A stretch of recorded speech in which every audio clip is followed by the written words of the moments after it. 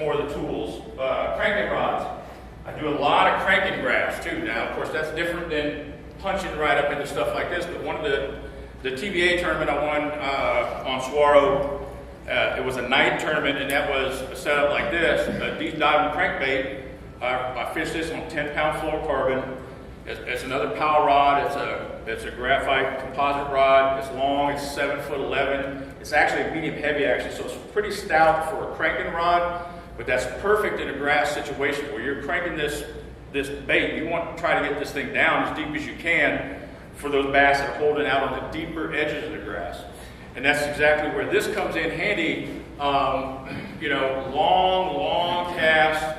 And the heavy rod, what it does is when that bait loads up in the grass and gets in there, you got enough backbone in a rod like this where you can pause it for a second and then give it a good hard rip.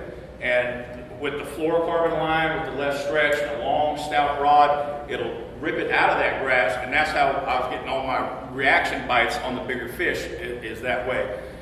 I'm sure most of you guys have probably heard of, ripping rattle traps through grass and things like that, and that's what that's all about. If you get the bait wedged up in that grass and then jerk it free, that's when you get that reaction strike. But if it doesn't jerk free and clean, all you do is you pull it and it's got this big old long trail of grass on it. That's not something that fish are interested in eating.